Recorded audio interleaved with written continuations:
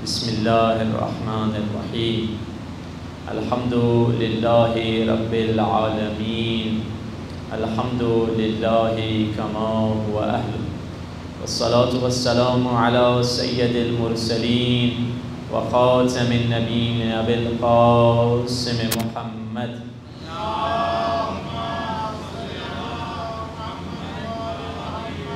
وآله الطيبين الطاهرين المعصومين، واللعنة دائمة على أعدائهم أجمعين من الآن إلى لقاء يوم الدين.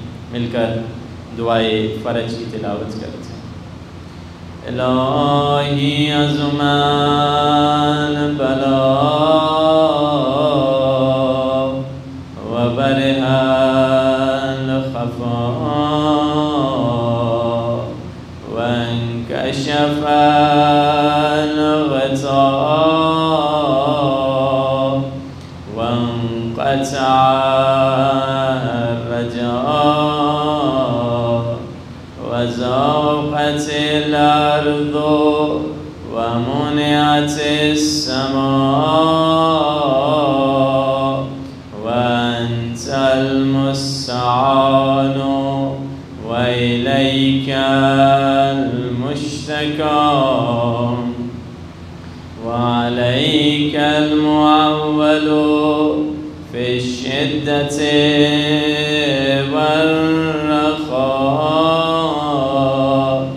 اللهم صل على محمد وآل محمد أولي الأمر الذين فرضت علينا طاعتهم وعرفتنا بذلك منزلتهم، ففرج عنا بحقهم فرجا عاجلا قريبا كلمح البصر أو هو أقرب منك يا محمد يا علي يا علي اكفياني فإنكما كافيان وانصراني فإنكما ناصران. اٹھ کے اپنے مولا کو سلام کر. یا مولانا یا صاحب الزمان الغوث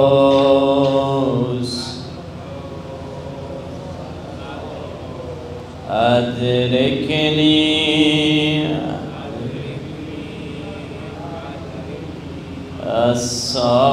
الساس العجل العجل العجل بحق محمد وآله الطاهرين. صلوات.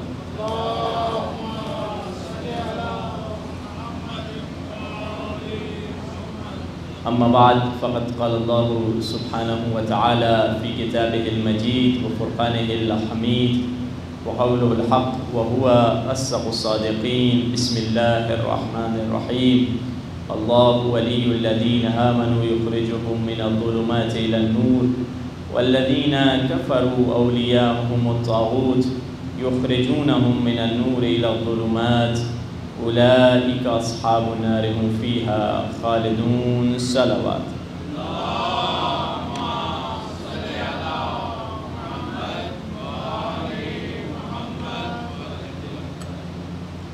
خداوند متعال کا لاکھ لاکھ شکر ادا کرتے ہیں کہ خدا نے ہمیں توفیق دی کہ مل بیٹھیں اور اپنے دلوں کو نور اہل بیت سے منور کر سکیں. کیونکہ یہ ضروری تو نہیں ہر وقت رکھنے والا یہاں پہنچ جائے، یہ ضروری تو نہیں ہر صحت رکھنے والا یہاں پہنچ جائے، یہ ضروری تو نہیں ہر گاڑی سواری رکھنے والا یہاں پہنچ جائے۔ یہاں وہی آتا ہے جنہیں آقا بلایا کرتے ہیں، اور یہ خوش نصیبی اللہ نے ہمیں آج عطا کر دی ہے۔ رسول اللہ فرماتے ہیں حدیث میں، تخلقوا باخلاق اللہ، اے لوگو اپنے اخلاق کو اللہ کے اخلاق کے شبیہ بنا دو۔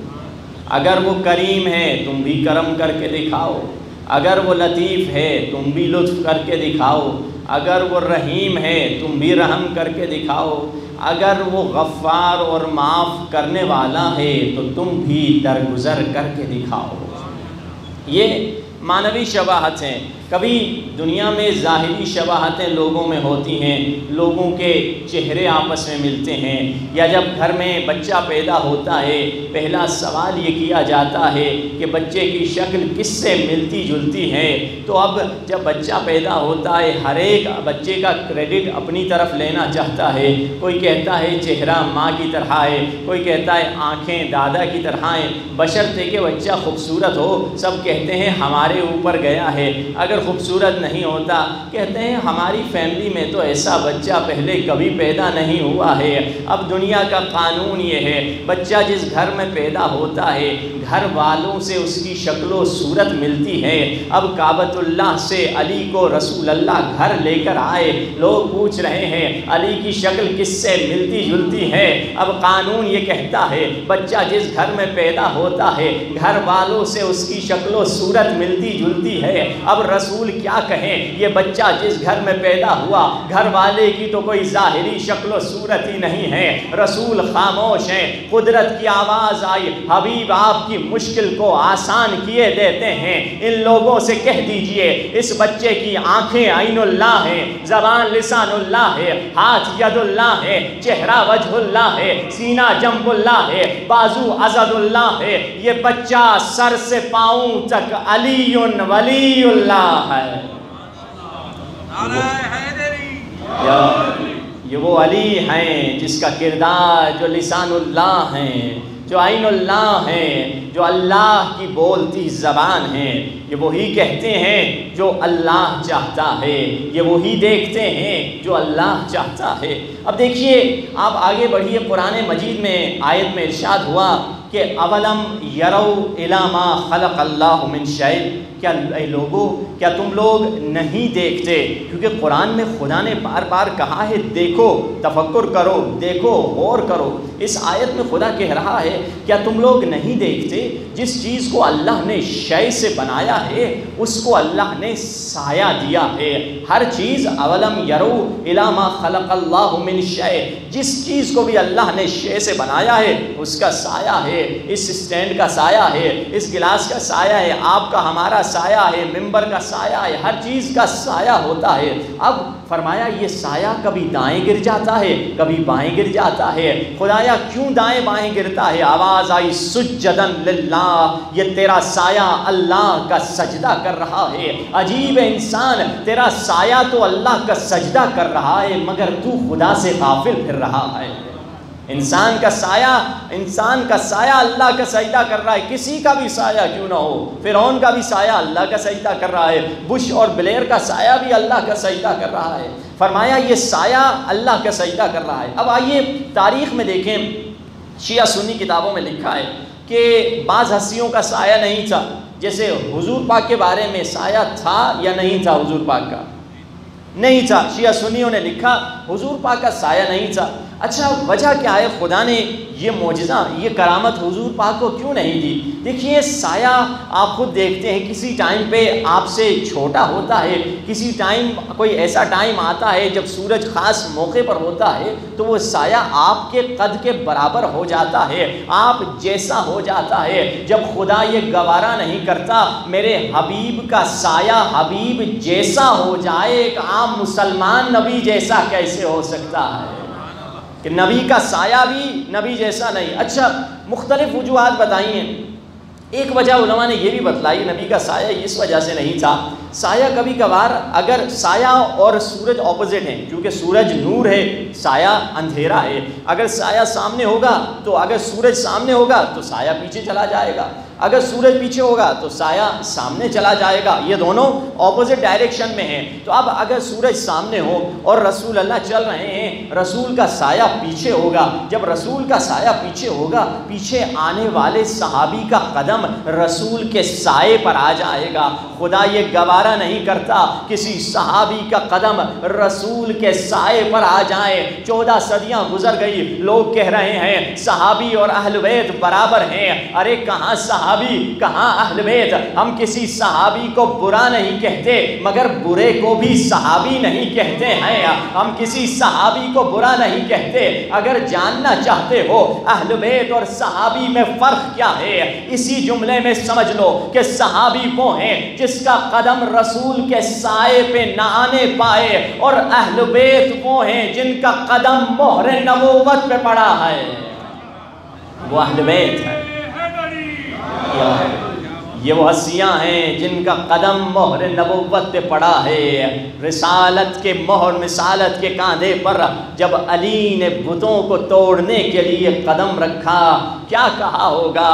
علی کیا دیکھ رہے ہو؟ فرمایا یا رسول اللہ آسمانوں سے بھی بلند نظارہ دیکھ رہا ہوں۔ اب اس سے بلند تو کوئی جگہ نہیں ہے جہاں علی نے قدم رکھا ہے۔ اب یہ وہ دین ہے، یہ وہ اہل بیت کا مقام ہے جو دین ہمیں اہل بیت نے سکھایا ہے۔ اب ہمارا مقصد فرش عزا پہ آنے کا یہی ہے کہ آئیں اہل بیت سے پیغام لیں۔ اس سے پہلے کہ میں آگے بڑھوں، عموماً کوشش ہوتی ہے مجلس میں کوئی ایک آدھ جوانوں سے سوال کر دیا جائے۔ آج ایک سوال کروں گا اور ایک سوال کل کے ہوم ورک کے لیے بھی دے دوں گا، اور پھر بعد میں آگے بڑھ کے اپنے موضوع کی طرف چلتا ہوں۔ ابھی آج کا ایک سوال کوشش ہوگی جوان اس کا جواب دیں، بچے جواب دیں تو بہتر ہے، بزرگوں کو آتا ہوگا اس کا جواب، کہ قرآن مجید میں سب سے منفرد سورہ کون سی ہے؟ سب سے یونیک سورہ، سب سے منفرد سورہ، وہ سورہ جس کا انداز بالکل الگ ہے، وہ کون سی سورہ ہے؟ کوئی بتا سکتا ہے تو ہاتھ اٹھائے کہ مجھے معلوم ہے۔ اگر پہلے بچوں کو چانس دیا جائے تو اچھا رہے گا، نہیں آیا تو پھر ہمارا دیکھیں ذرا، میں اکثر ونر کا ایک گفٹ بھی لے کے آتا ہوں، اس دفعہ لے کر آیا ہوں۔ ہاں جی الحمدللہ ہے۔ چلیے اب دیکھتے ہیں کون آج کا ونر ہوتا ہے، جو ہمیں یہ بتلا دے جوانوں میں سے، بچوں میں سے، کہ ایک بچے نے ماشاءاللہ ہاتھ اٹھایا۔ جی بیٹا بتاؤ، بتائیے مثلا۔ ہاں ماشاءاللہ سورہ کوثر ہے، آئیے اپنا گفٹ لے لیجیے، مسئلہ نہیں ہے، آپ کی کسی نے مدد بھی کی، مسئلہ نہیں ہے، آئیے بسم اللہ، یہ لیجیے آپ کا گفٹ۔ ان کی سلامتی کے لیے ایک صلوات پڑھ جی محمد و علی محمد کے ساتھ۔ سورہ بزرگ نے مدد کی، چلیے مسئلہ نہیں ہے، کہ سورہ کوثر منفرد ترین سورہ قرآن کی، یونیک سورہ، وہ الفاظ جو سورہ کوثر میں آئے کہیں نہیں آئے ہیں۔ انا اعطیناک کہیں نہیں آیا ہے، کل کوثر کہیں نہیں آیا ہے، شان اکا کہیں نہیں آیا ہے، ون ہر کہیں نہیں آیا ہے۔ چھوٹی سی سورہ ہے مگر منفرد پورے قرآن میں ہے۔ یہ بتا رہا ہے یہ سورہ کس کے بارے میں ہے؟ سیدہ کے بارے میں ہے۔ سیدہ کی عمر چھوٹی تھی مگر سیدہ اتنی منفرد تھی کہ آج تک بی بی کی برکتیں پہنچ رہی ہیں۔ 18 سال کی عمر تھی مگر اماموں میں اتنے بلند امام تھے، سب میں بی بی منفرد ہونا بڑی بات ہے۔ کیوں؟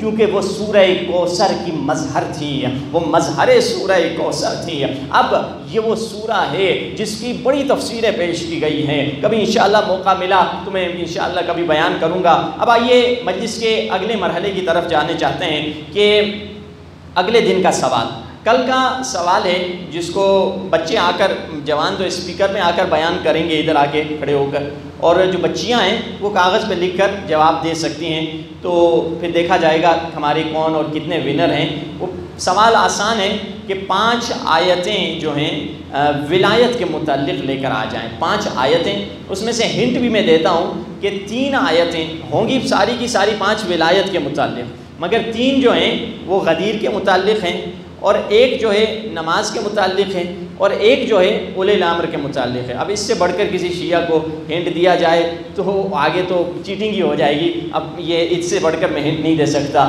یعنی یہ 5 آیتیں ولایت کے بارے میں، ان کی میں نے ٹاپکس بھی بتا دیے، 3 غدیر اور ایک نماز، ایک اولی الامر کے متعلق۔ وہ آیتیں لے کر آ جائیں، حفظ کر کے آ جائیں، پیپر سے دیکھ کے پڑھ لیں، اور بچیاں پیپر بھیج دیں، بچے جو ہیں ادھر بیان کریں کہ وہ کون سی آیت ہے۔ یہ کل کا ہوم ورک ہے، اب دیکھتے ہیں کتنے ہوم ورک میں ایکٹیولی کام کرتے ہیں، اس سے مجھے اندازہ بھی ہو جاتا ہے کہ کون سا امام بارگاہ کتنا ایکٹیو ہے اور کون سے امام بارگاہ کے آڈینس کتنے ایکٹیو ہیں اور کون سے امام بارگاہ ان ایکٹیو ہیں، کل ہی پتہ چل جائے گا۔ صلوات پر محمد و آل محمد کی ذات میں صلی علی محمد و آل محمد۔ اب دیکھیے اہل بیت نے ہماری زندگی کا ہر حل، ہر نسخہ ہمیں بتلا دیا۔ وہ الگ بات ہم اہل بیت سے غافل ہیں، کیونکہ فرمایا یا رب ان قوم اتخذوا ھذا القرآن مہجورا، قیامت کے دن رسول کہیں گے خدایا اس قوم نے قرآن کو چھوڑ دیا۔ رسول اللہ فرماتے ہیں وہ چھوڑا ہوا قرآن میں علی ہوں، مجھے قوم نے چھوڑ دیا ہے۔ علی کو اوروں نے بھی چھوڑا، مگر چاہنے والوں نے بھی مولا کے اس چیزوں پر کہاں عمل کیا۔ مولا کے چاہنے والے جن کو عمل کرنا چاہیے، کیا کوئی ایسا بندہ ہے جو مجھے بتلائے کہ میں نے پوری نہج البلاغہ اپنی زندگی میں پڑھ دی ہے؟ بہت کم لوگ کسی مجمع میں ملتے ہیں جو کہہ سکے میں نے پوری نہج البلاغہ کا ختمہ ترجمے کے ساتھ نکالا ہے۔ اب دیکھیے زندگی میں اہل بیت نے ہمیں رہنے کا طریقہ بتلایا۔ کسی عالم دین سے ملاقات ہوئی ایک ڈاکٹر کی، تو ڈاکٹر ان سے کہنے لگا قبلہ آپ لوگوں کی علماء کی عمریں کیوں زیادہ ہیں؟ اب آئیے جس میں روٹین کے مطابق کوشش ہوتی ہے اہل بیت نے زندگی اور آخرت کے متعلق ہمیں جو نسخے دیے ہیں اس پہ بھی نظر ڈالی جائے، پھر اپنی ٹاپک کی طرف چلے جائیں۔ تو عالم دین سے اس نے پوچھا قبلہ میں ڈاکٹر ہوں، ہم لوگ اپنی صحت کا بڑا خیال رکھتے ہیں، اپنی ایکسرسائز کرتے ہیں، اپنے پروٹین اتنی کھانی ہے، گوشت اتنا، روٹی کارب اتنی وغیرہ، یہ سب وٹامن اپنا ہر 6 مہینے ہر سال ایک ٹیسٹ بلڈ کا کرا دیتے ہیں، مگر ہمارے کولیگ یہ 50-60 سال سے زیادہ نہیں جیتے۔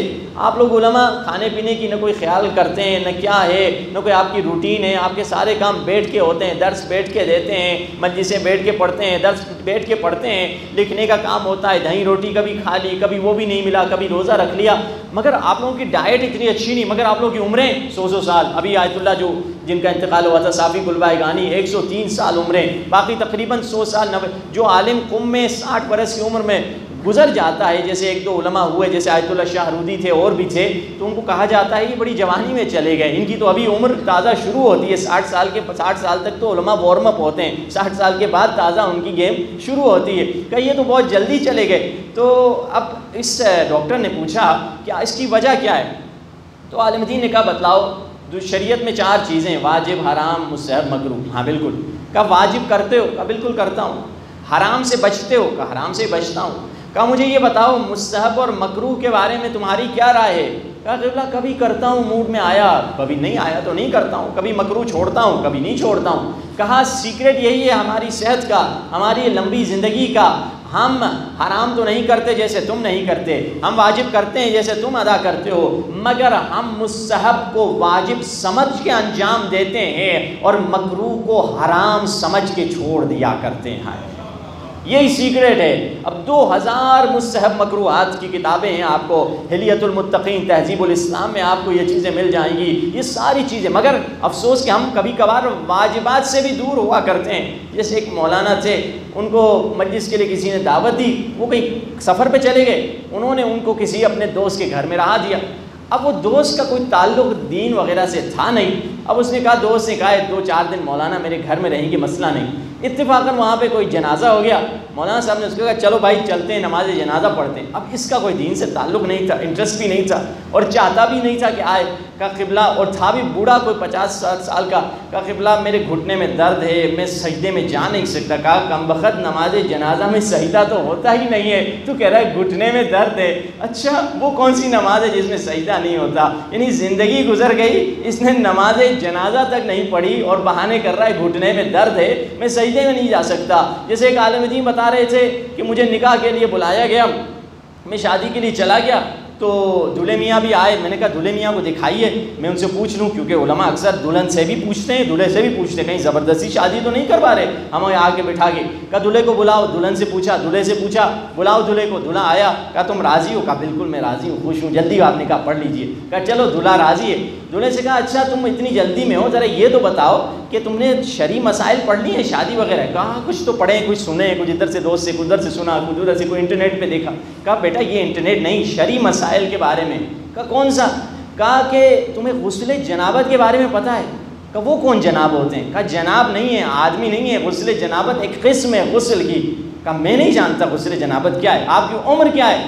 مولانا میری عمر 24 سال ہے۔ 24 سال کا ڈفرنس دیکھو، 14 سے 24 سال، 10 سال تم نے نمازیں پڑھی ہیں بنا غسل جنابت کیے ہوئے۔ اب تم کو سب ریپیٹ کرنی ہوگی، روزے بھی رمضان کے اور نمازیں پوری صحیح طرح سے غسل کرنے کے بعد دوبارہ سے۔ اور خصوصاً اکثر نوجوانوں میں دیکھا گیا ہے کہ مسائل میں تاخیر ہوتی ہے، 1-2 مہینہ اکثر نوجوانوں کی یہ گیپ آ جاتا ہے، 1-2 بلوغ کے 1-2 مہینے کے بعد ان کو صحیح مسائل پتہ چلتے ہیں۔ اور ان سے اکثر کہتا ہوں میں کہ 1-2 مہینہ جو آپ کا گیپ ہے، جب آپ کا احتلام ہو جاتا تھا، جب آپ کو نائٹ میر آ جاتے تھے، آپ جا کے نہا کے آ جاتے تھے بنا غسل جنابت کی نیت کیے ہوئے، یہ 3 مہینے کی نماز، 2 مہینے کی نماز دوبارہ آپ کو ریپیٹ کرنی پڑے گی۔ اگر روزہ رمضان کا بیچ میں آ گیا پھر سے آپ کو پڑھنا پڑے گا۔ کہا بیٹا تمہیں 10 سال پورے پڑھنے ہوں گے۔ کہا قبلہ مجھے پتہ نہیں۔ کہا بلاؤ اپنے باپ کو، کیسی تربیت کی ہے؟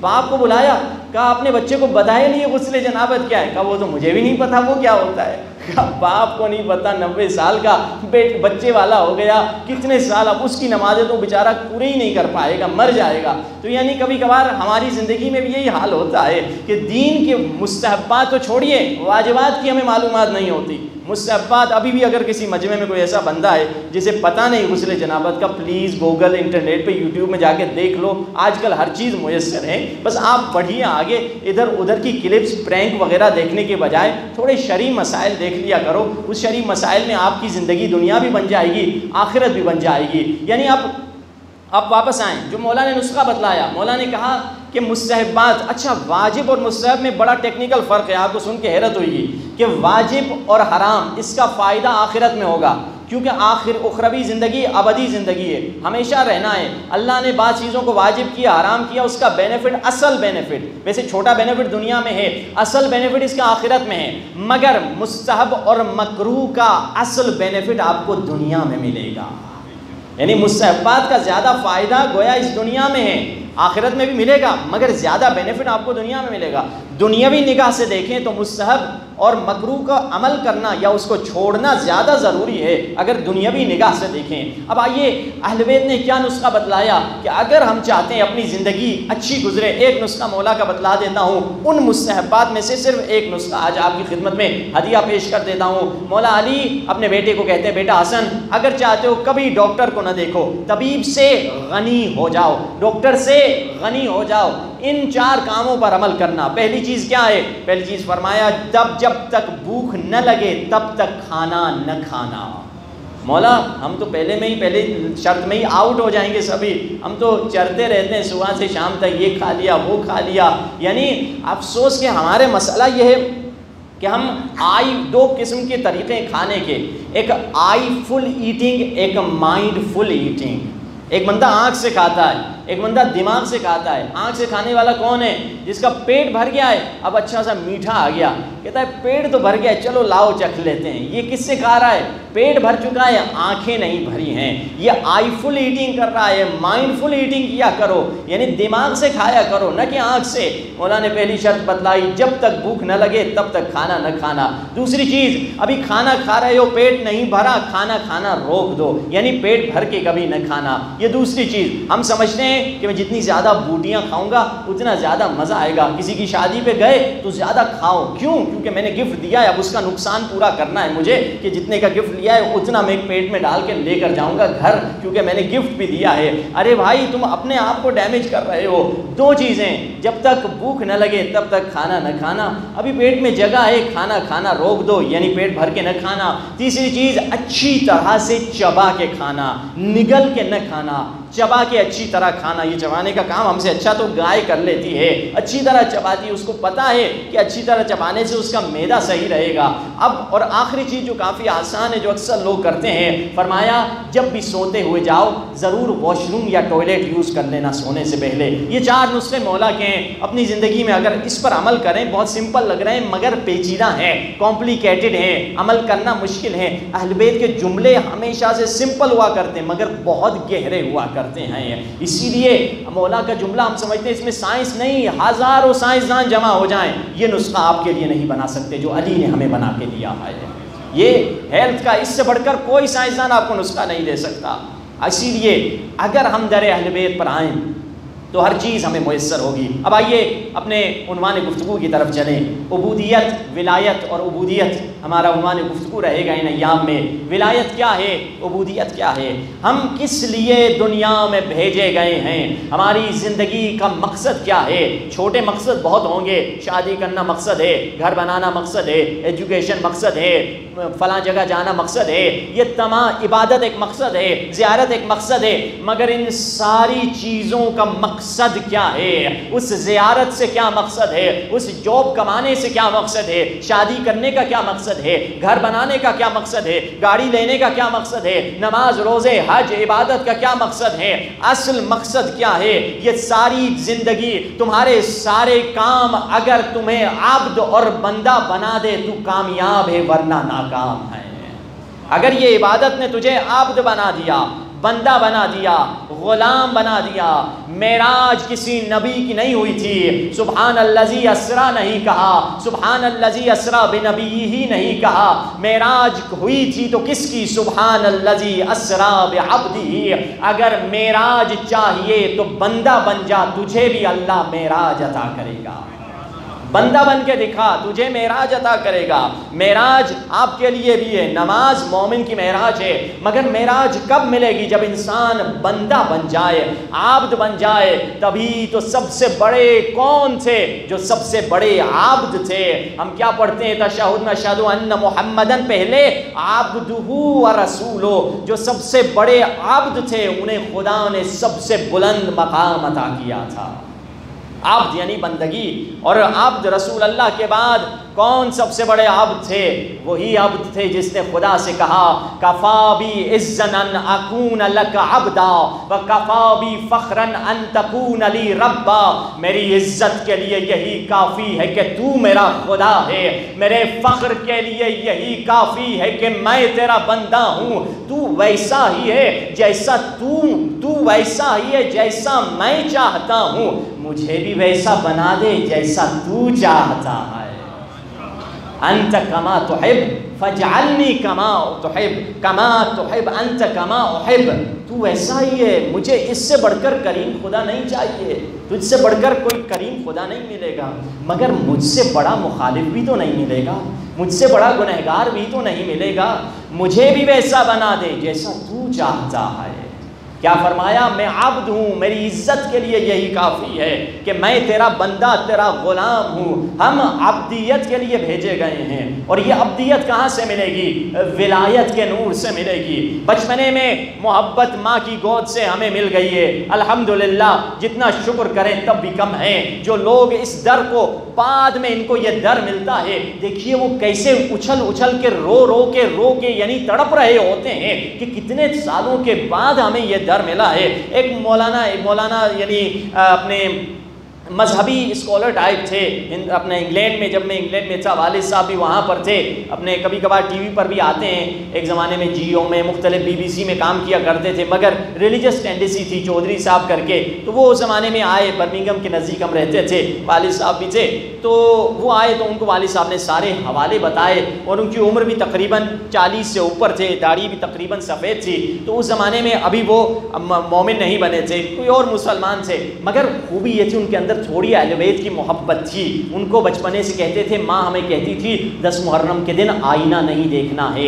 کنگھی نہیں دینی ہے، یہ حالانکہ سنی تھے مگر یہ عقیدت تھی ان کی۔ تو والد صاحب نے ان کو وہ سارے ریفرنس دکھائے کہ پاک بی بی سیدہ مانگنے گئی تھی حق، پاک بی بی سیدہ کو نہیں دیا، یہ ہوا۔ تو اب وہ شام کو جب رات کو یہ ریفرنس ان کو دکھائے گئے، وہ پوری رات اپنی پیر پر، اپنے گھٹنے پر، اپنی ٹانگ پر ہاتھ مار کے کہتے رہے تھے، اتنا سب ہو گیا گیا ہمیں معلوم ہی نہیں ہے۔ نبی زادی کے ساتھ یہ سب ہوا۔ جب فجر کی نماز کا وقت آیا انہوں نے اعلان کیا اشہد ان علی ولی اللہ، راہ راست یہی ہے۔ اب ان کو 45-50 سال میں یہ راہ ملا تھا، اب دیکھیے وہ کیسے تڑپ رہے ہوتے ہیں، ہم سے زیادہ ان میں اظہار عقیدت محبت اہل بیت آ جاتی ہے۔ الحمدللہ محبت ہم سب کو مل گئی، اب ہمیں کیا کرنا ہے؟ اس محبت کی سیڑھی پر قدم رکھے آسمان ولایت کی طرف جانا ہے۔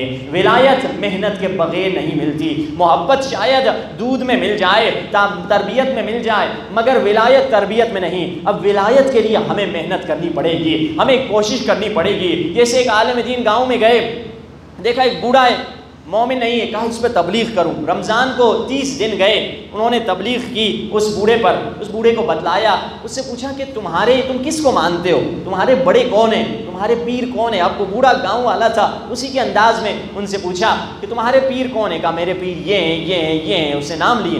کہا عالم دین سے اس نے پوچھا آپ کے پیر کون ہیں؟ کہا میرے پیر تو علی ہیں۔ تو اس کو کوئی معرفت نہیں تھی، کہا وہ کون ہے علی؟ میں نے تو نام بھی نہیں سنا۔ کہا وہ ہیں کہ جو بھی کوئی مشکل میں گرفتار، جہاں بھی ان کو مدد کے لیے بلائے وہ مدد کے لیے آ جاتے ہیں۔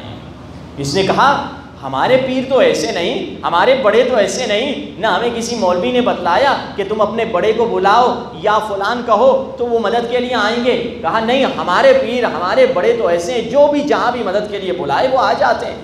یہ بڑا خوش ہوا بوڑھا، مگر عالم دین نے کہا اس سے پہلے کہ میں بتاؤں شاید دور ہو جائے، آہستہ آہستہ اگلے سال آ کے اس کو مزید معرفت دوں گا اور کلمہ پڑھوا دوں گا اور مولا کی صحیح معرفت اسے دلوا دوں گا۔ تو چلے گئے۔ کہا کیونکہ کبھی کبھار لوگ حساس ہو جاتے ہیں کہ یہ شیعہ ہے، یہ غلط بتا رہا ہے، کہ ہمیں گمراہ کر رہا ہے۔ چلے گئے۔ اگلے رمضان اس گاؤں میں تبلیغ کے لیے جب گئے، لوگوں سے پوچھا وہ بوڑھا نظر نہیں آ رہا۔ انہوں نے کہا قبلہ وہ تو مر گیا۔ ان کو بڑا افسوس ہوا کہ مولا کی نام تو میں نے اسے سکھا دیا تھا، ابھی معرفت نہیں آئی تھی، اس کی عمر نے اس سے وفا نہیں کی۔ اس کے گھر گئے، اس کے بیٹے سے ملے اور اس رات اسی کے گھر میں وہ سو گئے۔ اور جب سو گئے اسی رات خواب میں اس بوڑھے کو انہوں نے دیکھا۔ بوڑھے نے کہا قبلہ آدھی بات کر کے چلے گئے تھے، میں تو مرتا مرتا بچ گیا۔ کہا کیا ہوا؟ کہا میں جب قبر میں گیا منکر نکیر آئے، انہوں نے مجھ سے پوچھا تیرا خدا کون ہے؟ میں نے کہا اللہ۔ تمہاری کتاب کون ہے؟ قرآن۔ تیرے رسول کون ہے؟ میں نے کہا کہ رسول اللہ حضرت محمد صلی اللہ علیہ وآلہ وسلم۔ پھر کہا من امامک، تیرے امام کون ہے؟ اب میں نے الگ الگ نام لینے شروع کیے، وہ تو اور بڑک اٹھے کہ یہ کیسے نام یہاں پر لے رہے ہو؟ اب میں نے دیکھا کوئی میرے مدد کے لیے نہیں ہے۔ ایک مرتبہ مجھے آپ کی بات یاد آئی کہ آپ کے پیر کو اگرچہ میں مانتا نہیں تھا، آپ نے مجھے بتلایا تھا جہاں بھی جو بھی ان کو مدد کے لیے بلائے وہ اس کی مدد کے لیے پہنچ جاتے ہیں۔ اگرچہ میں ان کو جانتا نہیں تھا، میں نے اونچی آواز سے کہا یا علی، بس میں نے یہ کہا، دیکھا ایک نورانی ہستی آ رہی ہے، انہوں نے اشارہ کیا ہٹ جاؤ، منکر نکیر ہٹ گئے۔ اور اس وقت مولا علی نے کہا اس کو لے جاؤ ایک جگہ جہاں ولایت کی ٹریننگ اسے دو۔ میں ولایت کے ٹریننگ کیمپ میں بیٹھا ہوا ہوں، یعنی ولایت ایسی چیز نہیں کہ دودھ سے آپ کو مل جائے، ماحول میں مل جائے، ولایت کے لیے ٹریننگ کی ضرورت ہے۔ قبلہ میں ابھی ولایت سیکھ رہا ہوں، ولایت کو مجھے تعلیم دیا جا رہا ہے۔ ہمارے لیے ٹریننگ کیمپ ولایت کا کہاں ہے؟ یہی محرم اور سفر کے 2 مہینے ہیں جہاں ولایت سیکھنے آتے ہیں۔ یہ ایک ٹریننگ کیمپ میں جو محرم و سفر کے 2 مہینے ہیں جس کی عظیم برکتیں ہیں، اگر اسلام بچا ہے تو اسی ولایت کے ٹریننگ کیمپ کی وجہ سے بچا ہے۔ یہاں پہ ہم ولایت سیکھنے آئے ہیں۔ الحمدللہ اگر محبت نہ ہوتی تو آپ یہاں نہ آتے، محبت ہے، دلیل ہے کہ آپ یہاں آ گئے ہیں، یہاں گریہ بھی کرتے ہیں، ماتم بھی کرتے ہیں، یہ مطلب کہ ہمارے پاس نور محبت ہے، جیسی بھی کم از کم کمزور یا طاقتور محبت ہے، یعنی ولایت سیکھنے سے ملتی ہے۔ اسی لیے علماء کہتے ہیں کہ ولایت کی 2 قسمیں ہیں، ولایت عملی، ولایت نظری۔ ولایت عملی کیا ہے؟ ولایت نظری کیا ہے؟ ولایت نظری یعنی نظریہ تھیوری، مولا غدیر خم پہ مولا کے اعلان ولایت ہوا، ہم مانتے ہیں یہ ولایت نظری ہے۔ اتنی آیتیں ہیں، قرآن کا 3 حصہ علی کی فضیلت میں ہے، یہ ہم مانتے ہیں، مگر ولایت عملی ولی کیا ہے، اب وہی ولایت ہمارے عمل میں نظر آئے۔ اگر ولایت آ جائے پھر آپ کی محبتیں بدل جاتی ہیں، آپ کی چاہتیں بدل جاتی ہیں۔ اگر دیکھنا ہے آپ کی ویلیو کیا ہے، آپ کتنے قیمتی ہیں، ہاؤ ویلیوبل یو آر، آپ کی ویلیو کتنی ہے، آپ کتنے امپورٹنٹ ہیں، آپ کتنے سگنیفیکنٹ ہیں۔ انسان کو، ہر بندے کو دیکھنا چاہتا ہے میں کتنا ویلیوبل ہوں۔ فرمایا طریقے ہیں بعض چیزیں، اگر اپنی ویلیو دیکھنی ہے، آپ 1 کروڑ کے ہیں، آپ 1 خرب کے ہیں، آپ 1 ٹریلین کے ہیں، 1 بلین کے ہیں، 1000 بلین، 1000 ٹریلین کے ہیں، کیسے پتا چلے؟ فرمایا پہلی چیز دیکھو وہ شخص کس چیزوں کی طرف شوق رکھتا ہے، وہی اس کی ویلیو ہے۔ آپ کا کیا شوق ہے؟ کسی کا، انسان کا شوق کھانے میں ہے، کسی کا گھومنے میں ہے، کسی کا گاڑیوں میں شوق ہے۔ دوسری چیز وہ کیا جمع کر رہا ہے، کوئی ڈالر جمع کرتا ہے، کوئی پتہ نہیں گھر جمع کرتا ہے، کوئی کسی چیز کا انسان کو شوق ہوتا ہے تبھی وہ چیز جمع کرتا ہے۔ تیسری چیز وہ کیا دعا مانگتا ہے، اس سے اس کی ویلیو کا پتہ چلتا ہے۔ کوئی کہتا ہے مجھے پیسہ مل جائے، کوئی دولت مل جائے۔ کسی نے سید علی قاضی سے کہا قبلہ میں فشار قبر سے ڈر رہا ہوں، مجھے فشار قبر کا نسخہ دے دیں۔ کہا زیارت عاشورہ پڑھا کرو۔ فشار قبر کا قبلہ زیارت عاشورہ سے کیا تعلق؟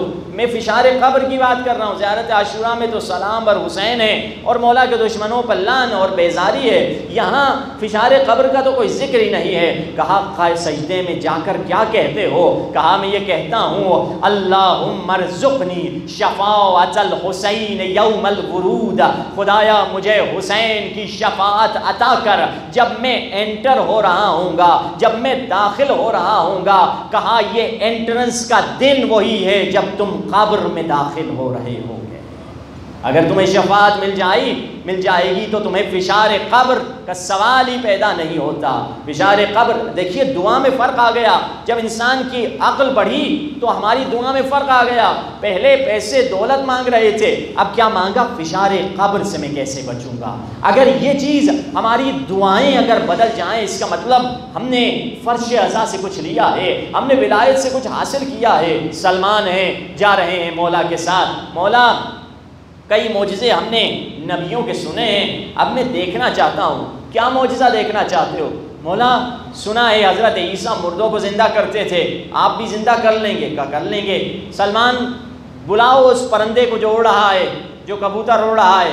سلمان نے بلایا، نہیں آیا۔ کہا مولا نہیں آ رہا ہے۔ کہا ایسے نہیں، علی کے نام لے کر بلایا کرو۔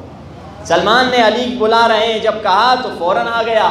کہا اب اسے ذبح کرو، اسے ذبح کیا، پرندہ مر گیا۔ کہا گردن جوڑو، گردن جوڑی، زندہ ہو گیا، اڑ کے چلا گیا۔ پھر سے بلاؤ، پھر سے آیا، پھر سے گردن کاٹو، گردن کاٹی، پھر سے مر گیا، پھر سے گردن جوڑی، اڑ کے چلا گیا۔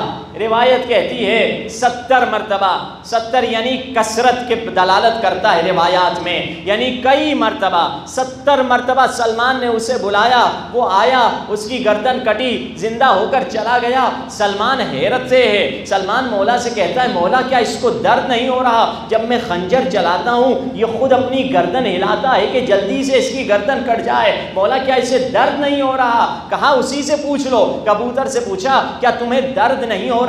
جب میں تمہاری گردن کاٹتا ہوں میں نے غور کیا تم خود اپنے گلے کو چھری پر ہلا رہے تھے، کیا تمہیں درد نہیں ہو رہا تھا؟ کہا درد تو ہو رہا تھا، مگر تم جو علی کے نام سے مجھے بلا رہے تھے تو مجھے علی کے نام پہ جان قربان کرنے میں جو لذت مل رہی تھی اس سے زیادہ یہ تکلیف اس سے بہت کم تھی، کیونکہ میں علی کے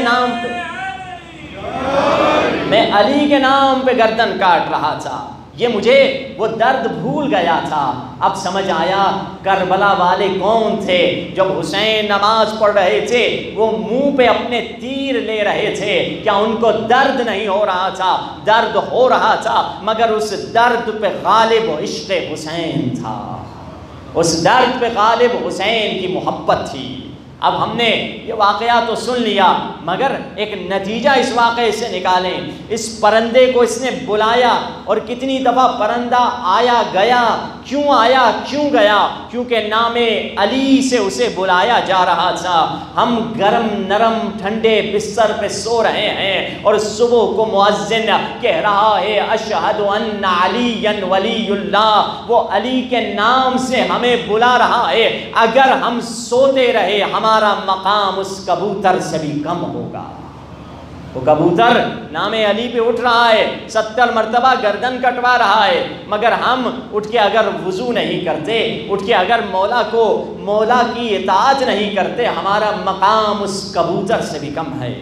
ولایت یہی ہے، اہل بیت کے پاس ولایت تکوینی تھی، یعنی وہ پاور جو عام بندے کے پاس نہیں ہے، وہ چاہے پرندے کو بھی بلا دیں، وہ چاہے سورج کو بھی پلٹا دیں، یہ ولایت تکوینی ہے۔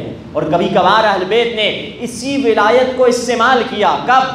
مولا جا رہے ہیں، دیکھا ایک نوجوان ہے گانا گا رہا ہے۔ اس زمانے میں جو عربی شعر ہوا کرتے تھے، جو حجب یعنی برے گانے ہوا کرتے تھے، جو بیکار جاہلیت کے زمانے کے، مولا گئے قریب، جس نے دیکھا مولا آ رہے ہیں۔ جب کوئی شخص گانا گا رہا ہو، کوئی دیندار شخصیت آ جائے، کوئی عالم دین مجتہد آ جائے تو بندہ ڈر جاتا ہے، چلیے ٹھیک ہے مگر ان کے سامنے تو نہیں کرنا چاہیے۔ دیکھا مولا آئے، ڈر گیا کہیں مولا جلال میں نہ آ جائیں۔ مولا نے کہا تمہاری آواز تو بڑی اچھی تھی۔ کہا مولا بہر کے ٹھیک ہے۔ کہا نہیں میں تمہیں سچی کہہ رہا ہوں، تمہاری گرپ، تمہاری دھن، تمہارا جو آواز پہ ایسے اتار چڑھاؤ بڑا اچھا تھا۔ اب پتہ نہیں اس زمانے کے کیا سر ہوتے تھے، کیا راگ ہوا کرتے تھے عربوں کے، ہمارے اپنے جو ہندو پاک کے الگ راگ ہیں، عربوں کے الگ راگ ہیں، اسی طرح قرآن کی قرأت کے الگ سر ہیں۔ تو بہر کے مولا نے کہا وہ سارے راگ تمہارے تو اچھے تھے، بڑی اچھی سر تھی، یہ شرمندہ ہو رہا ہے۔ کہ مولا معاف کیجئے، وہ مولا بار بار کہہ رہے ہیں بہت اچھی، یہ سمجھ رہے ہیں مولا مجھے شرمندہ کر رہے ہیں۔ آخر مولا نے کہا اتنی اچھی آواز ہے، قرآن کی تلاوت کیوں نہیں کرتے ہو؟ قرآن کیوں نہیں پڑھتے ہو؟ جوان سیدھا سادہ تھا، دھوکہ باز نہیں تھا، ٹھیک ہے میں پڑھ لوں گا، صاف صاف کہہ دیا مولا مجھے تو قرآن آتا ہی نہیں ہے۔ اب تاریخ کہتی ہے مولا سواری پر تھے اور یہ پیدل تھا۔ مولا فرماتے اپنے کان کو قریب لے کر آؤ، یہ مولا کے اپنے کان کو مولا کے منہ کے قریب لے کر آتا ہے۔ یہ تاریخ کا سوالیہ نشان ہے۔ اللہ جانے مولا نے اس سے کیا پڑھا، کیا ذکر پڑھا، بس 1 سیکنڈ، 1 ملی سیکنڈ کی بات تھی، علی نے ایک جملہ کہا، اب جو جوان ہٹا پورا حافظ قرآن ہو چکا تھا۔ یہ ولایت تکوینی ہے۔ علی چاہیں تو مقلب القلوب کے مظہر ہیں، جیسے وہ مقلب القلوب ہے، علی بھی اسی مقلب القلوب کے مظہر ہیں، وہ بھی دلوں کو پلٹا سکتے ہیں۔ لمحے بھر میں کئی ایسے واقعات ملتے ہیں جنہیں مولا نے حافظ بنا دیا۔ خود ایران میں 50-60 سال پہلے بھی ایک شخص تھا، کبھی موقع ملا، وہ بھی ایسے لمحے بھر میں معجزے سے، ولایت تکوینی کے ذریعے سے وہ حافظ قرآن بنا تھا۔ اب ہم کوشش کریں، فرش عزا پہ آئے ہوئے ہیں، کوشش کریں کم از کم دن میں 1 صفحہ قرآن مجید کا ضرور پڑھا کریں۔ کہیں ایسے نہ ہو جائے، مولا اپنے بیٹے سے کہتے ہیں بیٹا محمد حنفیہ سے، کہیں ایسے نہ ہو جائے پورا دن گزر جائے اور تو نے اس پورے دن میں 60 قرآن کی آیتیں نہ پڑھی ہوں۔ یعنی منیمم کیا ہے 60 ہے، ایک یاسین پڑھ لیا کرو، ایک رحمان پڑھ لیا کرو، سورہ واقعہ پڑھ لیا کرو، یہ چھوٹی صورتیں ہیں، ان میں 60 آیتیں آ جاتی ہیں۔ کیا ممکن ہے حسینی قرآن سے دور ہو؟ حسین وہ ہیں جو نو کے نیزے پہ بھی قرآن کی تلاوت کر رہے تھے۔ زینب کے بھائی نے ہر جگہ قرآن کی تلاوت کی تھی کہ میرے کیوں حسین قرآن کی تلاوت کر رہے تھے، بہن زینب تیرا پردہ بچ جائے لوگ مجھے دیکھیں۔ ہاں عزیزو، جب مجلس کا اہتمام ہوتا ہے، مجلس شروع ہوتی ہے، آپ سب فرش عزا پہ بیٹھتے ہیں، روایت کہتی ہے ایک بی بی جنت البقیع سے نکلتی ہے، جانتے ہو کہاں جاتی ہے؟ شام میں جاتی ہے۔ اللہ آپ سب کو شام کی زیارت نصیب کرے۔ کہتی ہے بیٹی تجھے تازیانے مارے جاتے تھے نا، بیٹی مجلس عزا شروع ہے، عزادار بیٹھے ہوئے ہیں، بیٹی چلو مجلس میں چلتے ہیں۔ بی بی زینب اور بی بی فاطمہ زہرا جاتی ہیں، یہ دونوں بیویاں کہاں جاتی ہیں سنو گے؟ اسی زندان شام میں جاتی ہیں جہاں حسین کی لاڈلی سو رہی ہے۔ آج بھی حسین کی بیٹی زندان میں ہے، اٹھو تماچے کھانے والی سکینہ، تیرے بابا کی مجلس شروع ہو چکی ہے۔ یہ تینوں بیویاں آتی ہیں، کہاں آتی ہیں؟ مجلس میں، اور میں اپنی بہنوں سے کہوں گا کہ اے میری بہنوں ذرا ادب سے بیٹھنا، کہیں برابر میں فاطمہ زہرا بیٹھی نہ ہو۔ یہ تینوں بیویاں آتی ہیں۔ اب جب مصائب کی منزل شروع ہوتی ہے، آپ اونچی آواز سے جب گریہ کرتے ہیں، ایک مرتبہ بی بی سکینہ پھپھی کا بازو ہلا کے کہتی ہے، پھپھی اماں یہ کون ہیں جو میرے بابا پہ یوں رو رہے ہیں؟ بی بی کہتی بیٹی یہ تیرے بابا کے عزادار ہیں۔ اب سنو گے بی بی سکینہ کیا کہتی؟ بی بی سکینہ فرماتی ہیں، پھپھی اماں تو پھر کربلا میں یہ کہاں تھے جہاں میرا علی اصغر تڑپ رہا تھا؟ السلام علیکہ یا ابا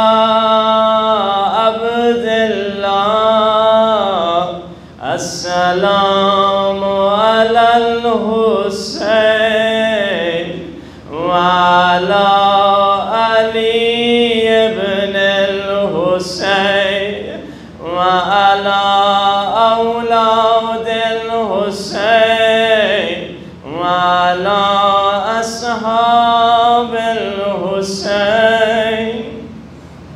آزادارو چلون قیدیوں پہ رونے چلے جنہیں رونے کی اجازت نہیں تھی۔ جب یہ لٹا ہوا قافلہ چہلم منانے کے لیے کربلا پہنچا، راوی کہتا ہے میں نے بیویوں کو دیکھا، بیویاں اونٹوں سے خود کو یوں زمین پہ گراتی تھی جیسے خزاں کے موسم میں پتے درختوں سے گرتے۔ کوئی بیوی کہتی ہائے میرا علی اکبر، کوئی بیوی کہتی ہائے میرا قاسم۔ جب مولا سجاد نے دیکھا بیویوں کی یہ حالت ہے، مولا سمجھ گئے اگر یہ حالت بیویوں پہ طاری رہے گی کوئی بیوی زندہ نہیں رہے گی۔ تبھی مولا نے بیویوں سے کہا محمل پہ سوار ہو جاؤ، واپس مدینے کی طرف چلتے ہیں۔ ساری بیویاں محمل پہ سوار ہیں۔ اب بی بی زینب نے سوچا آخری مرتبہ اپنے بھیا کی قبر کی زیارت کروں۔